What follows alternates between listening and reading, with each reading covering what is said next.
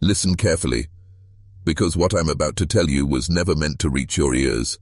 The files were locked away, the evidence scattered, the witnesses sworn into silence. Yet still, the truth leaks. And when it does, it carries with it the weight of something far older, far darker than one family's tragedy. Tonight, you will hear what only a handful of men in smoke-filled rooms once knew, that in 1950, in the small winter-bound towns of Vermont, something unnatural was born, and then deliberately torn apart. They called them the Blackwood twins, but that is not their real name. The real name is still sealed, buried beneath adoption records, false signatures, and redacted ledgers. What we have left are fragments, slips of testimony, hospital logs, forgotten census entries. Each fragment points to a single story so disturbing, so calculated, that it reads less like coincidence and more like design. The official records said one infant was born, one daughter, one soul. That was the signature on the papers. That was the story the parents received. But those parents were lied to.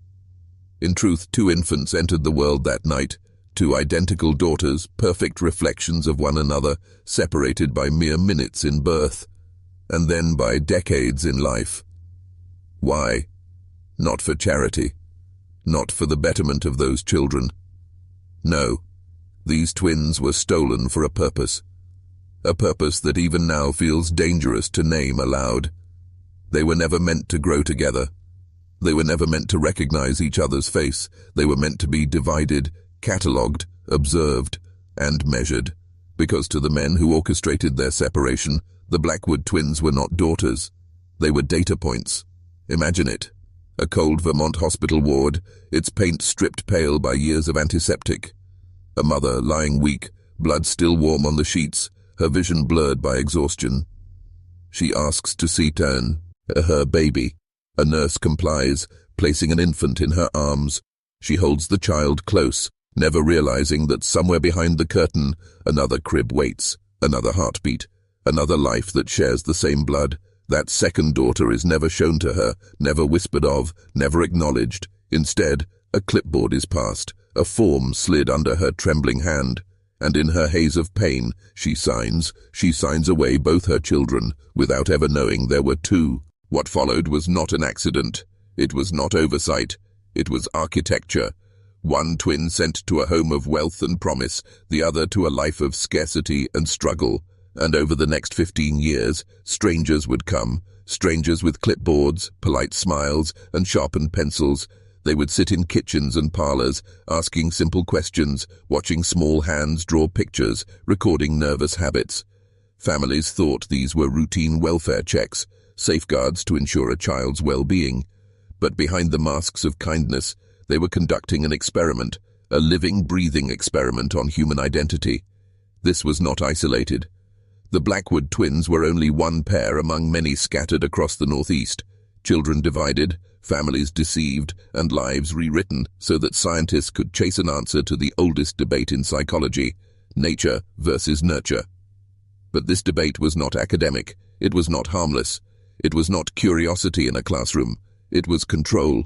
It was the attempt to prove whether a human being could be broken and rebuilt, whether identity itself could be bent to the will of institutions. The experiment ran quietly, in silence, hidden behind respectable names. And yet, the Blackwood case became the crack in the system, because despite every effort to erase their connection, despite years of lies and distance, the twins found each other. Not by accident, not by design. Something deeper drew them together, something that institutions could not sever. And when they finally stood face to face, the experiment unraveled. But before we reach that moment, you must understand the machinery behind it. You must see how institutions disguise themselves in charity while practicing violation, how bureaucratic language hides violence in plain sight, how men in white coats and polished shoes turn children into subjects, parents into unwitting accomplices, and homes into laboratories. Because the Blackwood twins are not simply a mystery of Vermont, they are a mirror of every hidden hand that has ever reached into the private sanctity of family and declared itself master. Ask yourself this: How many times in history have you been told a story that sounded like compassion but reeked of control? How many files are locked away in state archives? How many hospital ledgers buried beneath dust, each one concealing an act that was never meant to see light? And if they could take two infants from the same womb, sever them, and lie for decades while studying the wreckage of their lives, what else do you think they've done? This is not just about the past. This is about the architecture of power that still surrounds you now. And if you choose to listen further, you will feel it too. The quiet unease that maybe your life, your choices, your identity, have been nudged and measured in ways you never consented to. We begin here, with a mother whose name was erased, with two daughters split into parallel lines, and with an experiment hidden beneath the language of care. The Blackwood twins were not just children of Vermont, they were children of the system, and once you hear their story, you will never look at an institution the same way again. To understand the story of the Blackwood twins, you have to step into the corridors of power that engineered their fate. Do not imagine chaos. Do not imagine incompetence. Imagine instead a quiet office lined with filing cabinets, the hum of fluorescent lights, the smell of ink on carbon paper. Imagine the stillness of control, because that is what this was. Control disguised as compassion. The agency that took the Blackwood children was respected. Its brochures spoke of opportunity, stability, and hope. Families desperate for a child trusted it. Mothers on the edge of poverty were told it was mercy. The newspapers praised it as a beacon of progress. And yet, behind the polished language, it was more laboratory than sanctuary. The adoption contracts weren't simply legal papers. They were instruments of erasure. They didn't just assign custody. They stripped identity, severed bloodlines, and locked away truth under the word confidential. The secrecy was deliberate. Adoptive families were assured there were no siblings, no relatives, no ties. This wasn't omission. It was deception written into policy. Because what they wanted wasn't just to place children. They wanted to scatter twins like seeds in different soils. One in wealth, one in poverty, one in city, one in countryside, one in discipline, one in neglect. Each child a test subject in an experiment too vast to announce, too dangerous to admit. The architects of this system were not monsters in appearance. They were professionals, psychiatrists, psychologists, social workers, people who wore clean suits, who spoke in gentle tones, who believed themselves to be pioneers of science. Their god was data, their altar was the filing cabinet, and their sacrifice was the family. Among them was one man whose name still surfaces in the margins of surviving documents, Dr. Peter Neubauer. His reputation among colleagues was brilliant, visionary, even radical. He was obsessed with the age-old question, what makes us who we are?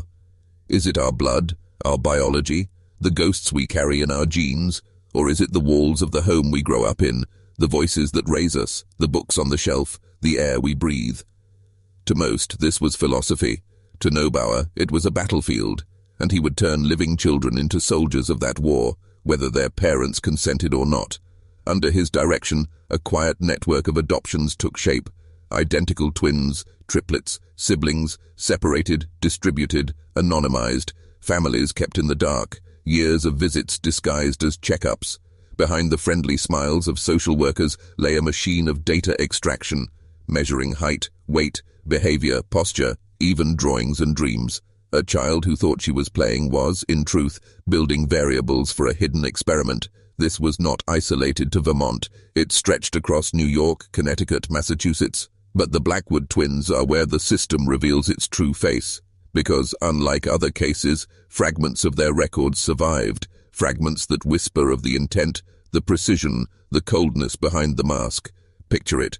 A ledger entry in faint ink, reading, placement approved, identical twin status withheld, files separated, clinical, bloodless words. Yet behind them, two lives were split open. The silence of bureaucracy masks the violence of its decisions. A stroke of a pen did what no natural disaster could. It split a bond forged in the womb. And still, this was justified in the language of progress. You see, after the horrors of the Second World War, after the experiments conducted in camps, the eugenics programs whispered about in universities, American institutions sought ways to rebrand science as benevolent, humanitarian, forward-looking. They needed studies that looked clean, studies that looked civilized. What better way than to use children already deemed disposable? Orphans, the unwanted, the poor, they were raw material for a nation's laboratory. The Blackwood twins were chosen because they were convenient.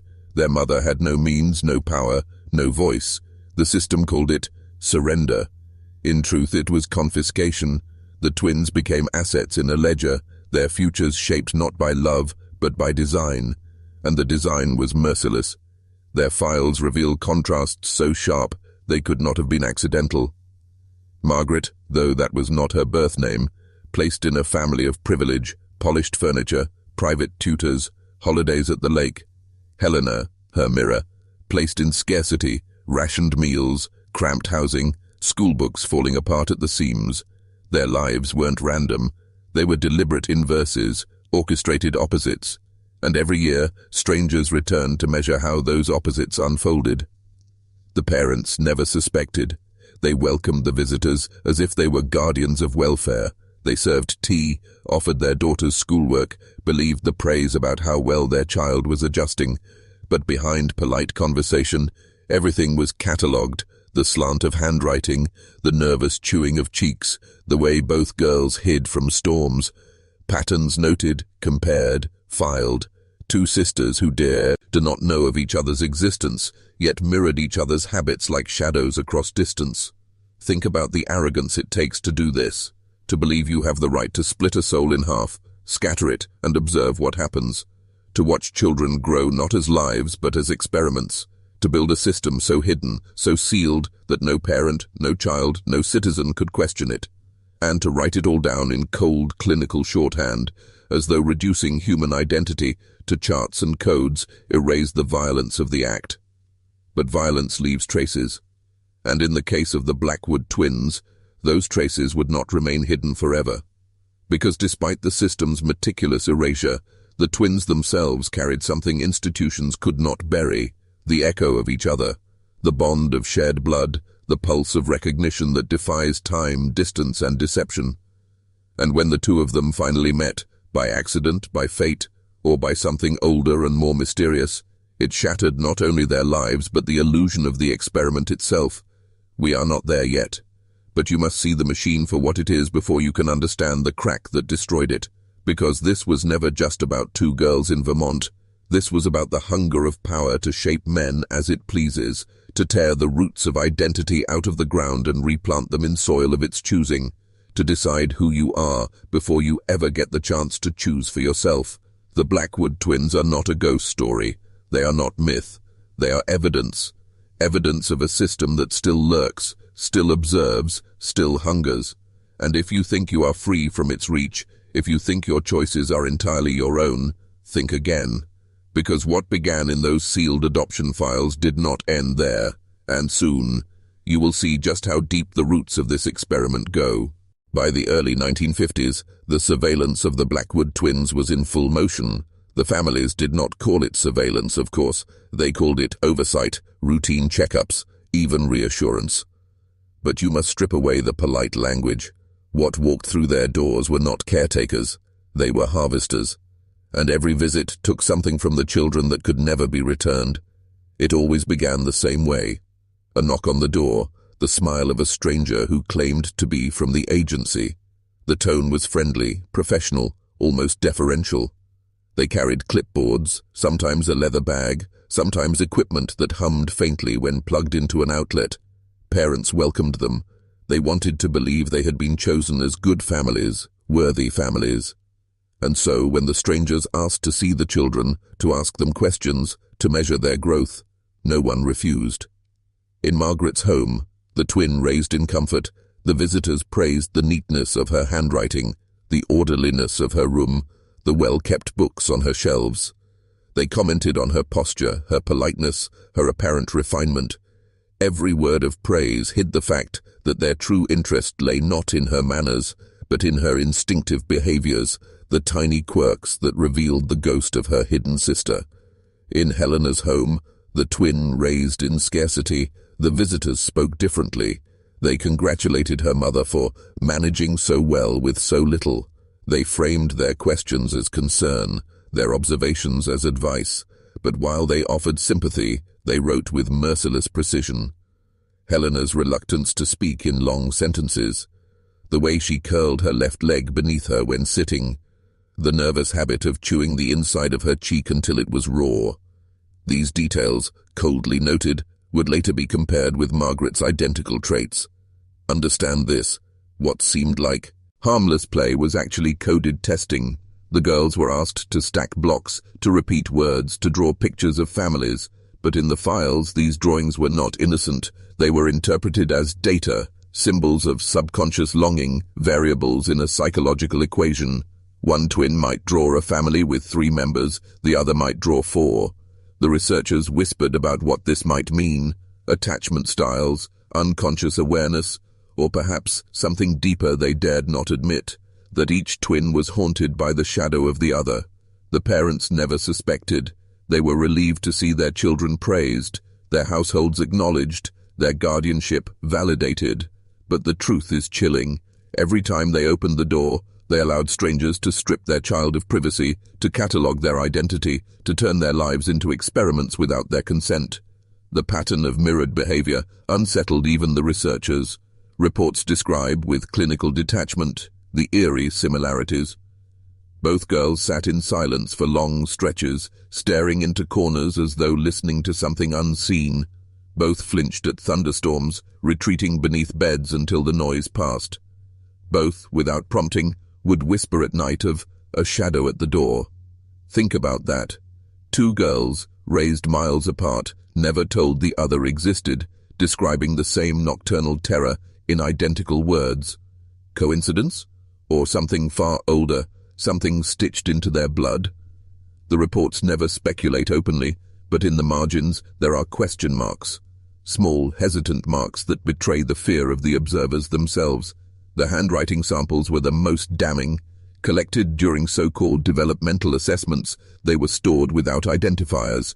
When clerks tried to organize them, they confused Margaret's writing for Helena's again and again. The slant of the letters, the hesitation of the strokes, the collapse of certain loops, indistinguishable. It was as though one hand had written across 2 lives. Yet, rather than admit the limits of their experiment, the researchers doubled down. More visits, more notes, more recordings. Some brought cameras, disguised as tools for developmental assessment. They captured the twins reading aloud, stacking blocks, smiling nervously into lenses they did not understand. Others brought tape recorders hidden in bags, documenting speech patterns and pauses. Parents were told these were tools to improve learning. In reality, they were evidence, stored in cabinets compared across homes, across years. The children felt it, even if they could not name it. Margaret began to distrust strangers, shrinking from their touch, her silence mistaken for refinement. Helena grew restless, suspicious of knocks on the door, her quietness dismissed as shyness. Neither could explain the sense of being watched, measured, harvested, but they carried the weight of it, the subtle dread that their childhoods were not entirely their own. This is how institutions operate. Not with open violence, but with quiet intrusions, small enough to avoid suspicion, steady enough to accumulate. A knock here, a question there, a measurement taken, a habit recorded. Over time, an entire identity is mapped, not by those who live it, but by those who observe it. And the tragedy is that the families, believing themselves chosen, welcomed it. They mistook surveillance for blessing. The system fed on trust. Trust in the agency, trust in authority, trust in the appearance of professionalism, and that trust was weaponized, turned into access, turned into data. The experiment expanded, its ledgers thickening with observations that should never have been written, but what the files could not conceal was this: the twins resisted. In their quirks, their mirrored fears, their parallel habits, they revealed the persistence of blood. Institutions can divide bodies, they can assign names, rewrite records, build walls of secrecy, but they cannot sever the root of identity. The twins carried each other in silence, haunted by a presence they did not understand, expressing it in habits and whispers that unsettled even the coldest researchers. By the mid-1950s, the files were swelling. thousands of pages across dozens of children. Yet in the case of the Blackwood twins, the evidence began to trouble the very experiment it was meant to justify. Instead of proving environment triumphs over inheritance, the data whispered something else, that blood remembers, that identity resists, that even when erased, the truth finds its way back. The system did not stop. The visits continued. The files grew, but already the seeds of failure were sown. Because no matter how carefully they were kept apart, the twins were drawing closer, not physically, not yet, but in a deeper, invisible sense. And when the day came that their paths finally crossed, the experiment that had stolen their lives would collapse under the weight of its own arrogance. But before we reach that collapse, you must understand something darker still. The true purpose of the study was not only to measure children, it was to measure obedience, to see whether families would accept intrusion, whether parents would bow to authority, whether entire homes could be transformed into laboratories without resistance. And the truth is, they did. Which means the experiment was not only about the Blackwood twins, it was about you. By the late 1950s, the story of the Blackwood twins was no longer just a matter of two children under observation. It had become part of something wider, something colder. The experiment had grown roots beyond Vermont, beyond their homes, spreading into the veins of a nation obsessed with order, control, and measurement. This was the age of the Cold War, when the world seemed balanced on a knife's edge between annihilation and dominance. Every institution in America was pulled into the orbit of surveillance: schools, hospitals, churches, even orphanages. The experiment that shaped the lives of the Blackwood twins was not an outlier, it was a prototype, a rehearsal for something far larger. Think about the timing. While the twins were being measured in their homes, the government was building systems to measure entire populations. Census forms became more detailed. Schools began keeping psychological records.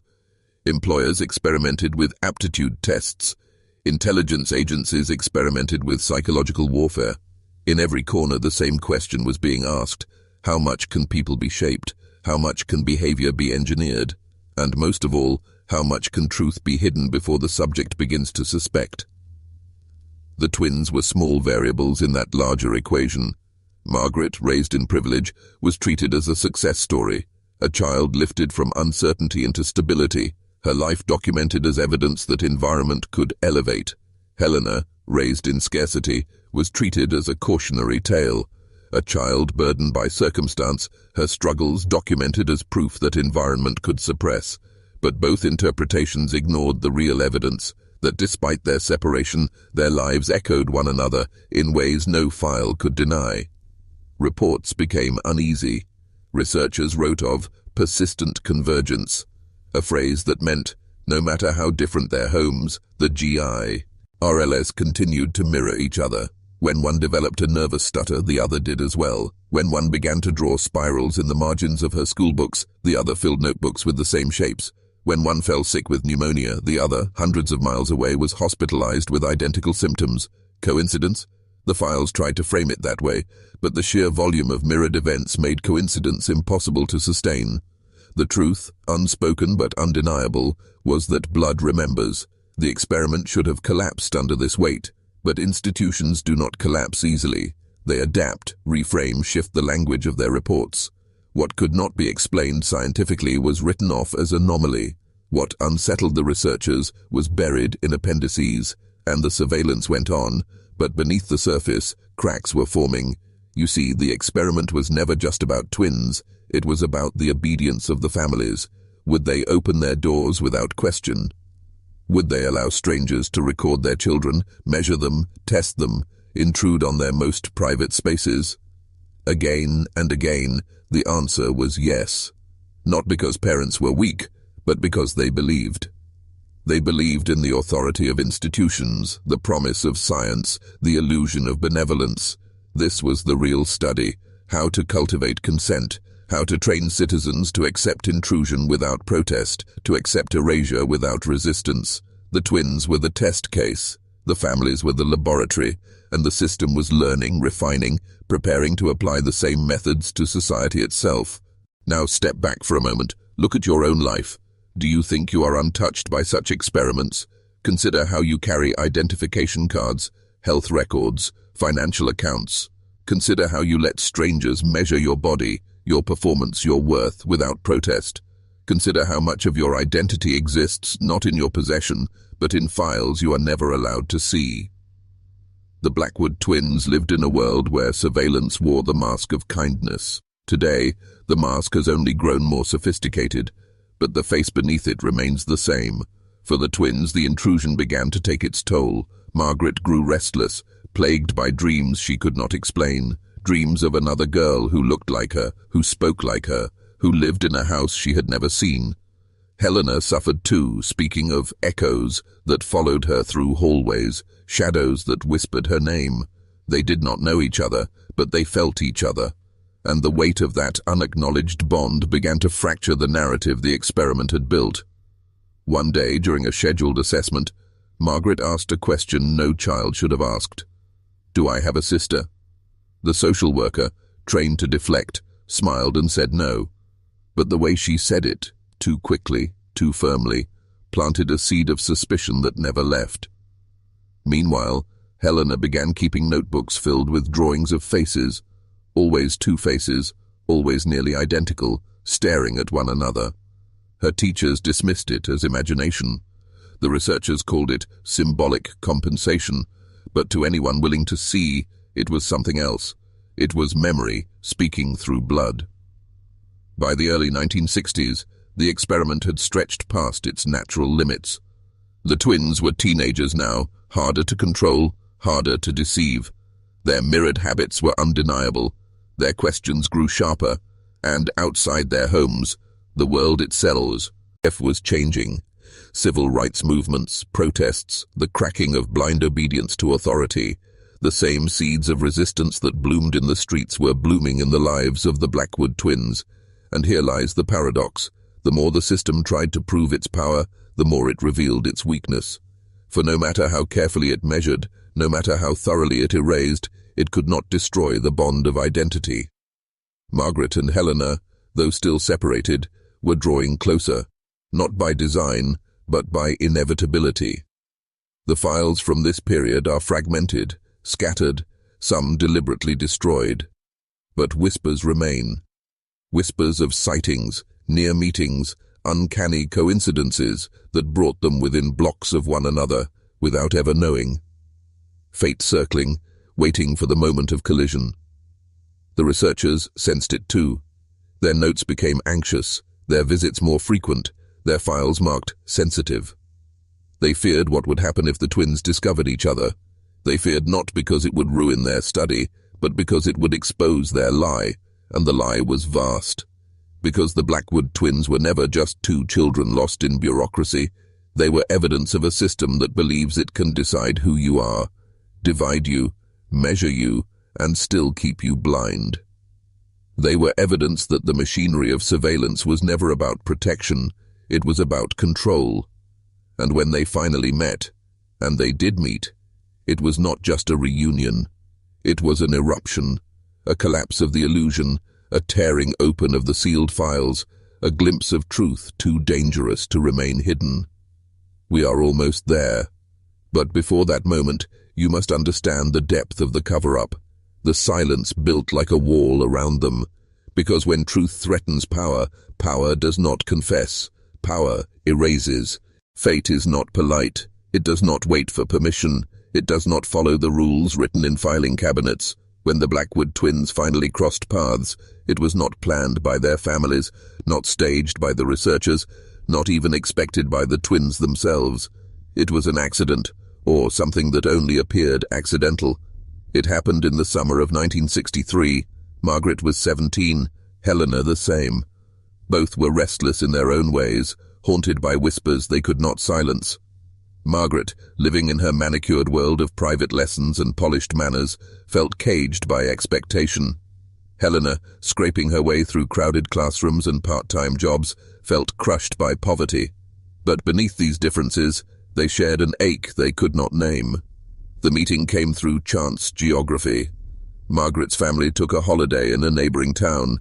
Helena worked weekends at a small diner near the bus station. One afternoon, as Margaret stepped off a bus with her parents, Helena was there, apron tied, tray in hand, hair pulled back in a way that revealed the sharp line of her cheek. The world should not allow such symmetry to collide unprepared. For a moment, both froze. Margaret stared at the girl behind the counter as though into a mirror warped by hardship. Helena, holding a tray of coffee cups, nearly dropped them. Their eyes locked.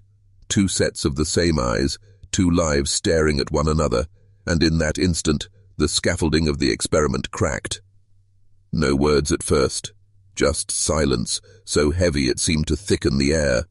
Margaret's parents noticed only her pale face. Helena's manager barked at her to move, but something had already been exchanged, something wordless, something older than language. Recognition. That night, Margaret could not sleep. She replayed the moment again and again, the shape of the girl's jaw, the tilt of her head, the way she chewed, the inside of her cheek. A habit Margaret herself had tried and failed to stop. She wrote in her journal, "She looked like me. No, she was me." Helena was shaken too. She asked a co-worker if they had seen the girl from the bus. "Looked like you," the co-worker said casually. Helena pressed, "Exactly like me?" The answer, "Yeah." "Spooky, huh?" This was no longer coincidence. It was confrontation. In the weeks that followed, they searched for each other. Margaret feigned errands, returning to the bus station again and again. Helena, between shifts, lingered near the hotel where Margaret's family stayed.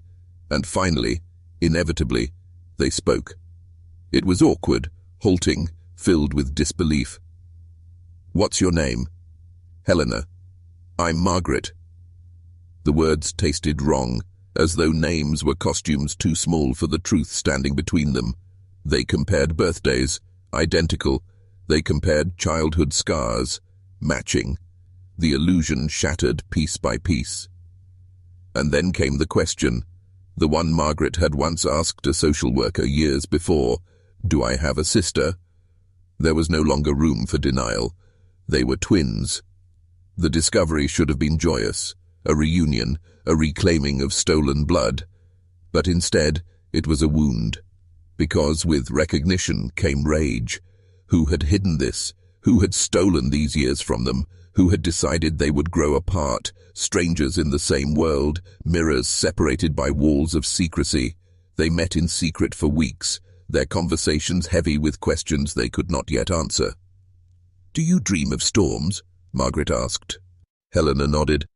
"Do you draw faces?" Helena asked. Margaret showed her notebooks filled with spirals and mirrored profiles. The uncanny parallels that had stalked them since childhood were suddenly laid bare, undeniable. But they were not the only ones who knew. The researchers had feared this moment for years, and their fear was justified. Surveillance files from the period reveal a flurry of activity. Subjects discovered biological relation, increased risk of exposure, recommend intervention. The experiment was unraveling. The very thing they had worked so meticulously to prevent, the recognition of truth, had happened. Intervention came quickly. Margaret's family was warned against influences in town. Helena's employer received pressure to reduce her shifts. Social workers reappeared, more insistent than before, pressing for updates. Both girls felt the net tightening, though they did not yet understand the full machinery behind it. But suppression could not erase recognition. Each meeting deepened their bond. They began to compare not only habits but memories, dreams of whispers at night, feelings of being watched, the way strangers always seemed to appear at the door, smiling, asking questions. Slowly, painfully, they pieced it together. Their lives had been staged. What they uncovered in each other was more than resemblance. It was evidence. The experiment had failed because the twins themselves were the proof. Proof that identity cannot be severed by distance. Proof that blood carries memory, even across silence. Proof that the very system built to erase them had only revealed its own cruelty. Their anger became resolve. They began asking questions, too loudly, too persistently. Margaret pressed her parents. Helena confronted social workers.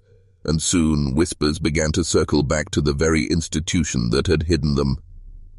"They know," one memo reads, Subjects are suspicious. Containment recommended. Containment, a word colder than erasure, a word that reveals fear, not of the twins, but of exposure. Because if two teenage girls could tear open the illusion, what else might collapse? How many other families had been split? How many other siblings lived in ignorance, their lives data points in hidden studies? And most dangerous of all, what would happen if the public discovered the truth? The Blackwood twins had become more than an anomaly. They had become a threat. And this is why their story grows darker from here. Because institutions, when cornered, do not admit. They silence. They bury. They erase. The reunion of the Blackwood twins was not the end of their ordeal. It was the beginning of the cover-up. But before we descend into that erasure, pause here. Hold this moment. The raw shock of recognition, the rage of stolen years, the fragile joy of reunion, because this moment is what they tried to destroy. This is the crack in the system's mask, the evidence that truth cannot be engineered away, and it is also the reason why, decades later, you are hearing their story in whispers rather than headlines. Because what happened after their meeting is not simply history, it is the blueprint of how truth is buried. Do you notice how silence is often louder than words? When the system wishes to erase something, it doesn't announce its destruction, it simply ceases to speak of it. That is how the cover-up of the Blackwood twins unfolded, not in fire, not in scandal, but in the suffocating quiet of redacted pages and missing records. By the early 1960s, whispers began to circle inside Vermont's institutional corridors. Two girls, same age, same features, same peculiarities, had been seen together by chance. A school fair, a distant cousins' gathering, or perhaps nothing more than the chaos of coincidence had brought them into each other's orbit. For a moment, the experiment trembled. The mirror was no longer hidden, and those who had orchestrated the separation knew what was at stake. Because once subjects recognize the pattern, the laboratory collapses. Once human beings realize they are being measured, the experiment turns into exposure. The files, the ledgers, the coded observations, all of it risked unraveling into scandal.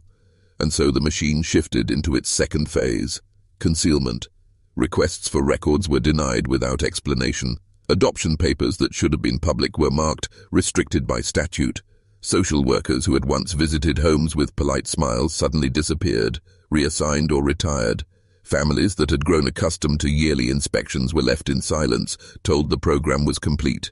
Yet in the back offices of New York and Vermont, the files were not destroyed. They were moved, locked into drawers in psychiatric departments, sealed under legal privilege, hidden where no parent or child could legally touch them.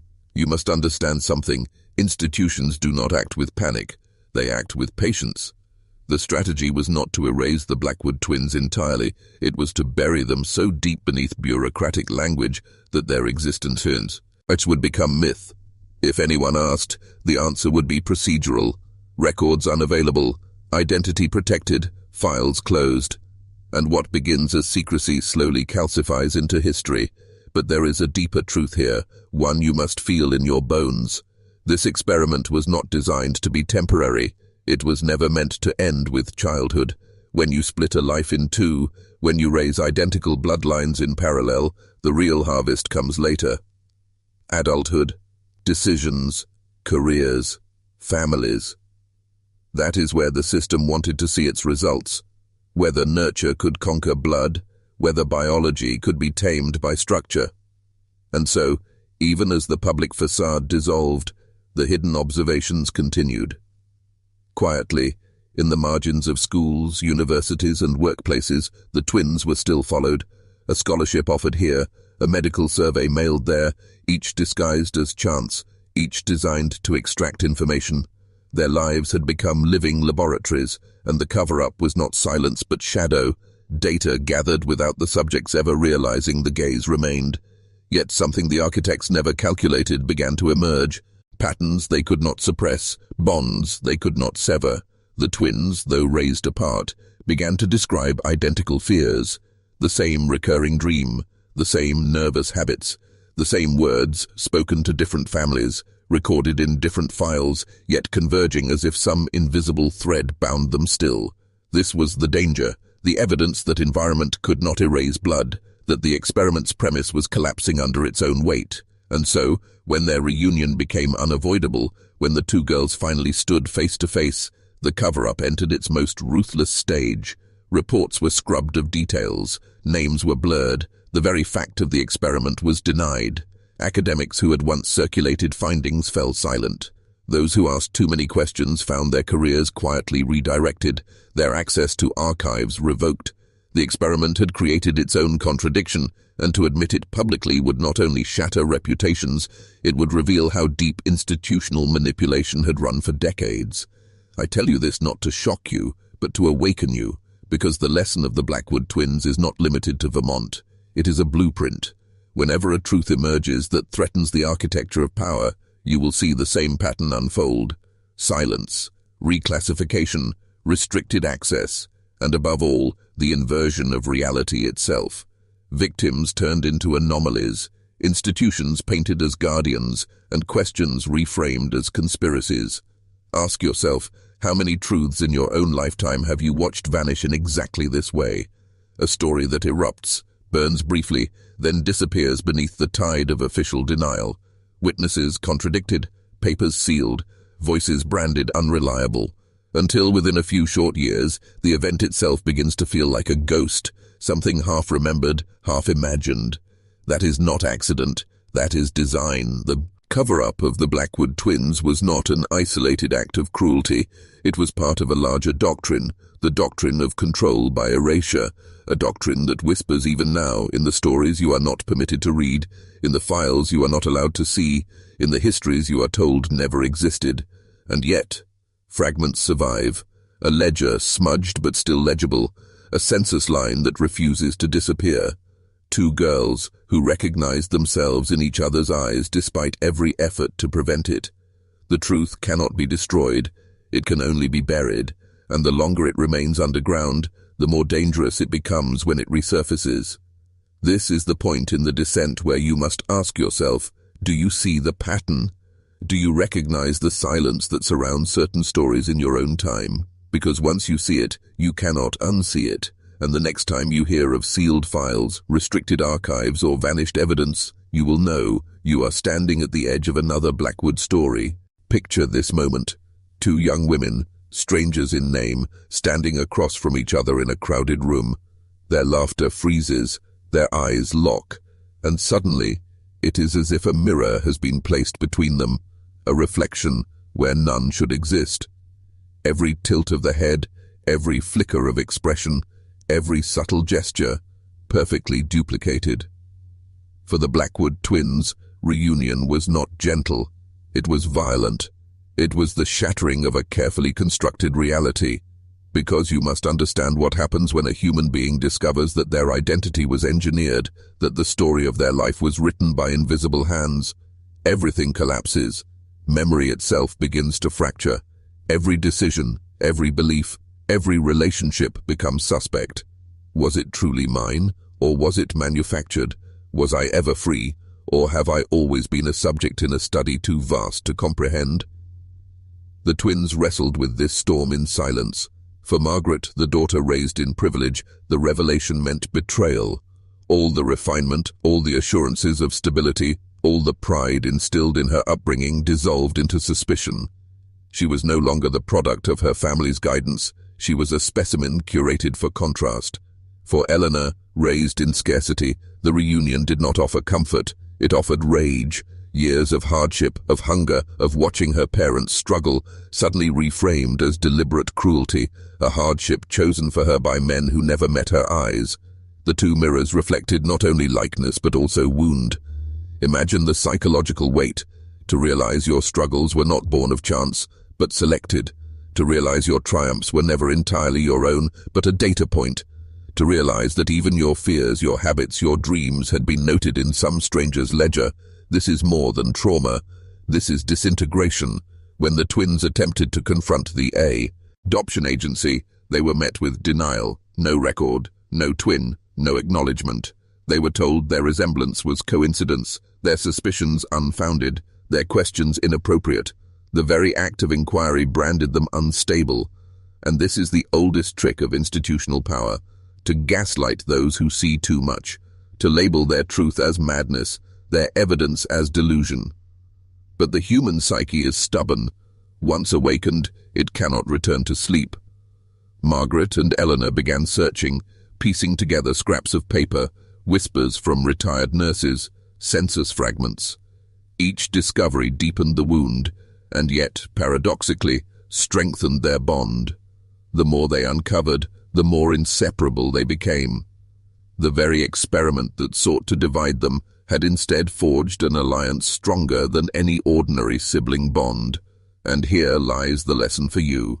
When you are confronted with the realization that you are being measured, manipulated, and studied, you have two choices: collapse into despair or sharpen into clarity. The Blackwood twins teetered on the edge of both. For weeks, Margaret descended into isolation, unable to speak, her world gutted of meaning. Eleanor, by contrast, burned with fury, driving herself to uncover every hidden fragment no matter the cost. One turned inward, one outward. Yet both were responding to the same revelation.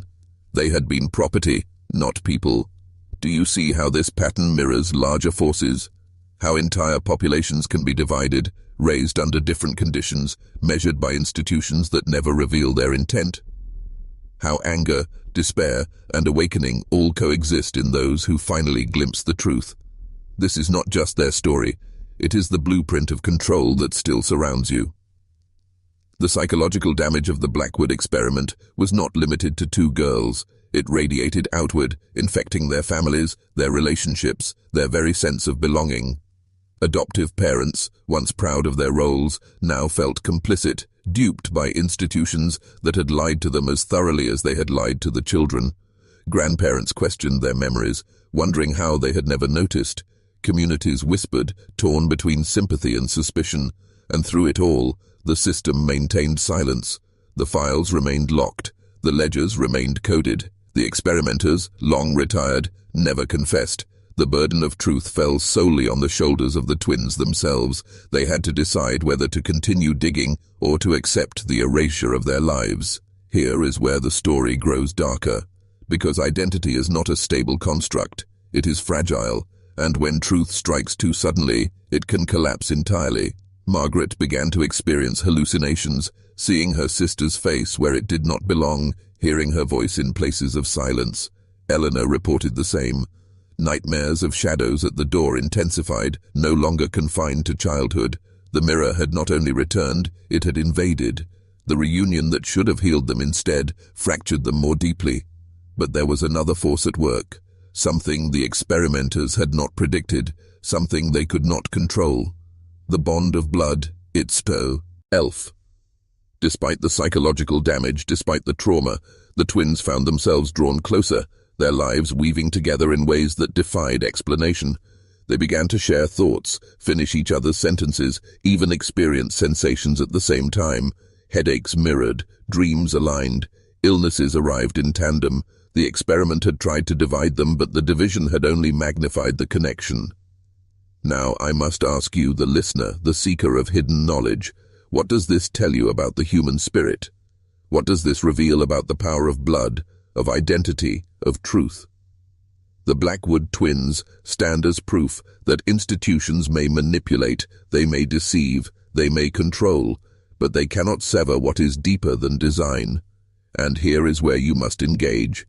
If you have followed me this far, if you have allowed these words to carve themselves into you, then mark yourself.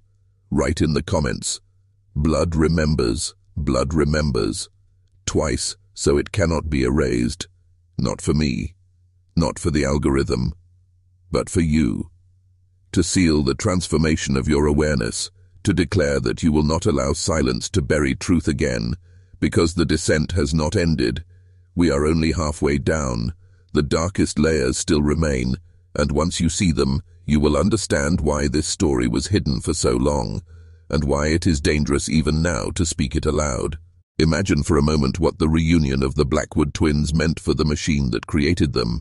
For decades, the experiment had thrived in silence, its subjects dispersed, its records buried, its conclusions whispered only in coded language between researchers. The twins were never meant to meet. They were never meant to see each other's faces, never meant to compare their scars, never meant to realize that their lives were not simply lived but designed. And yet, they did meet. And in that instant, the entire architecture of secrecy trembled, because the truth had crossed over from theory into living flesh. Two bodies, identical, two voices, harmonizing in defiance of silence. Their very existence was evidence. Evidence that could not be denied, could not be erased, could not be explained away by coincidence. For the system, this was not simply inconvenient, it was dangerous.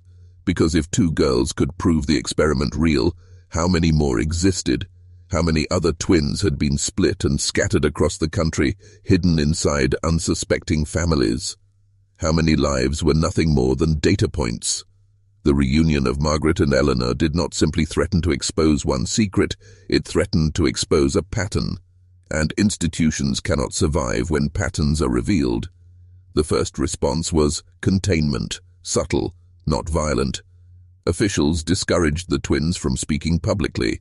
Lawyers warned of defamation if they accused the agencies. Psychiatrists suggested their memories were faulty, their accounts exaggerated by stress. Every avenue of truth was framed as delusion. Their credibility was the first target, because if the girls could be painted unstable, then the story itself could be discredited. But there is another layer you must see clearly. Suppression is never only external, it is also internal. Margaret and Eleanor began to doubt themselves. What if we are wrong? What if we are imagining it? What if these fragments, these papers, these whispers are not proof at all but illusions we have crafted? This is how control works. It forces you to become your own jailer, your own silencer. Still, they persisted. They sought out others. They placed quiet ads in local papers, coded questions designed to flush out anyone else who had experienced the same. And astonishingly, responses trickled in. Letters from strangers describing missing siblings, families recalling odd visits from officials in the 1950s, nurses confessing that they had witnessed unusual separations of newborns in maternity wards.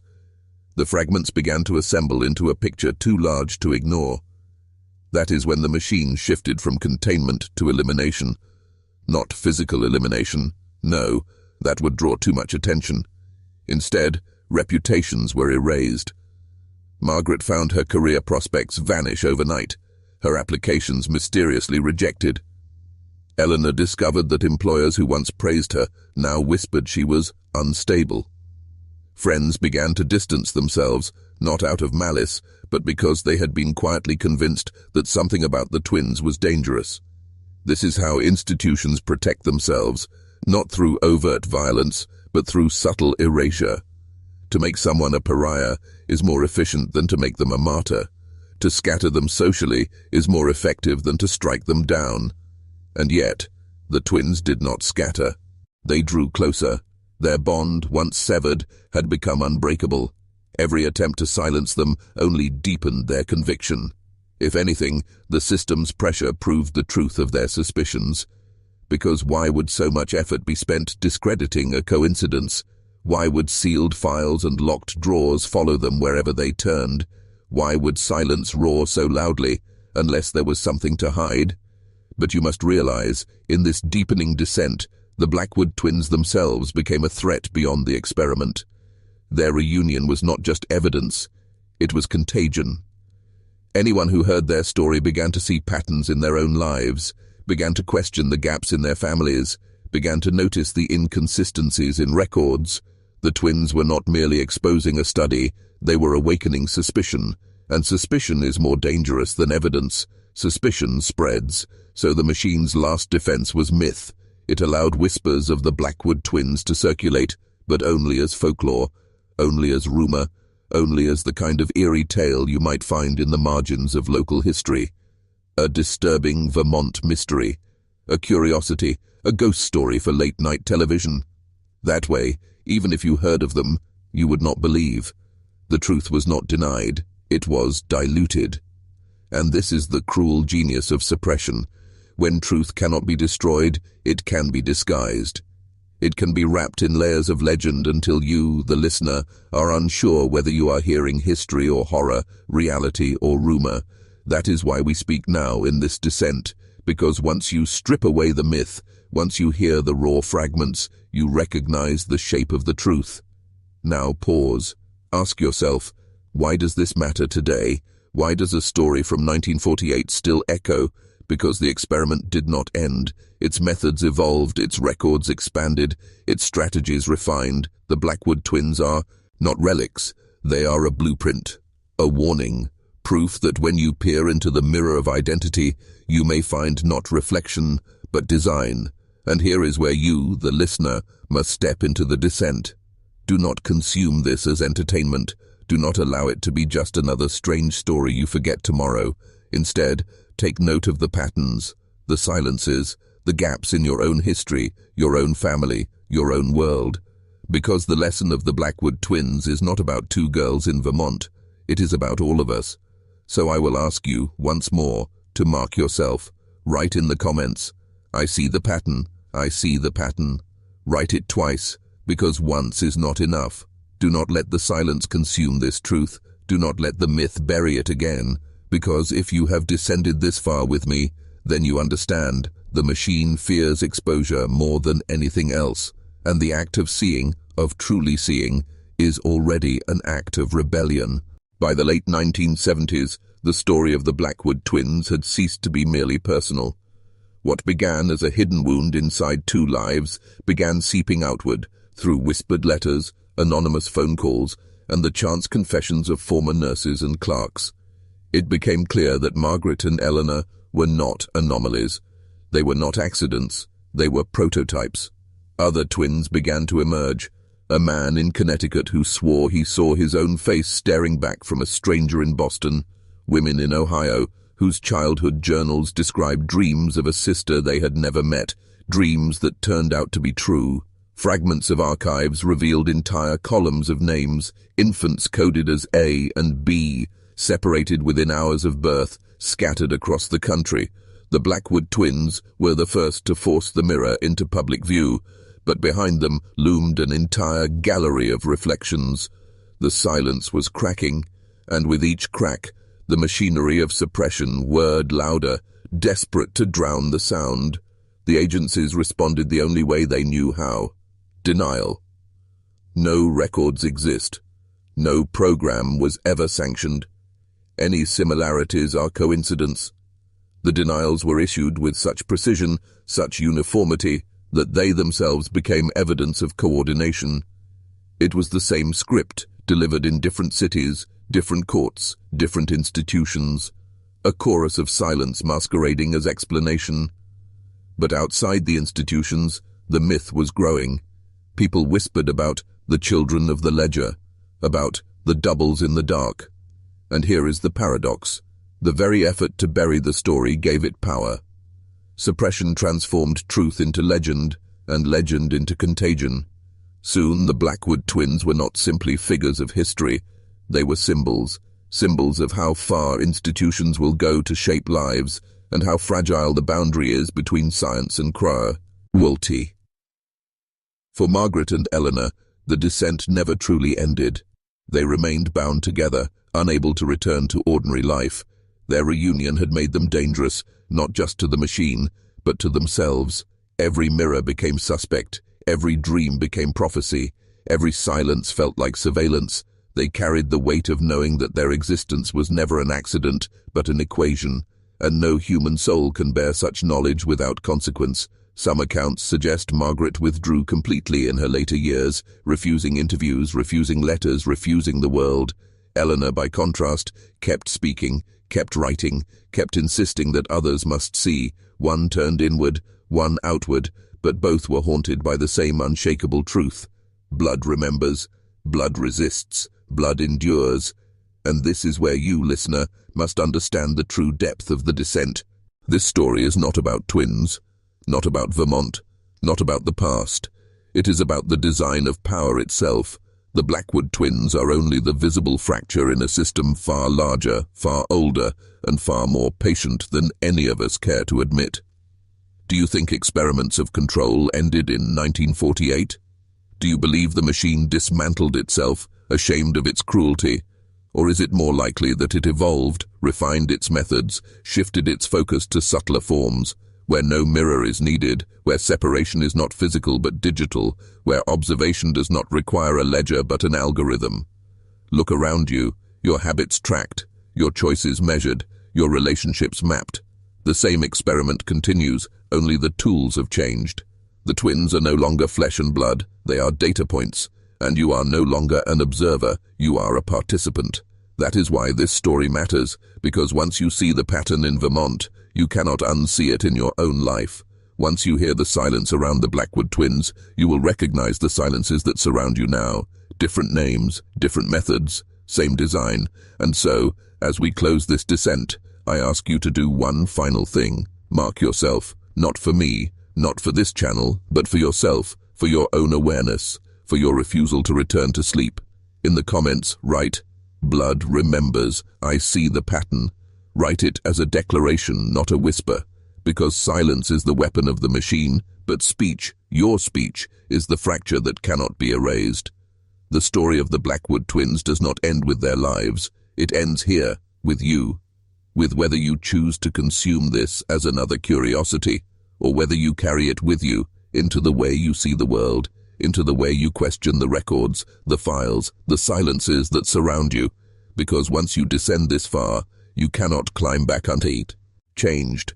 You have heard the echoes, you have seen the pattern, you have felt the silence pressing against the edges of the truth. Now the question remains, will you keep the pattern alive,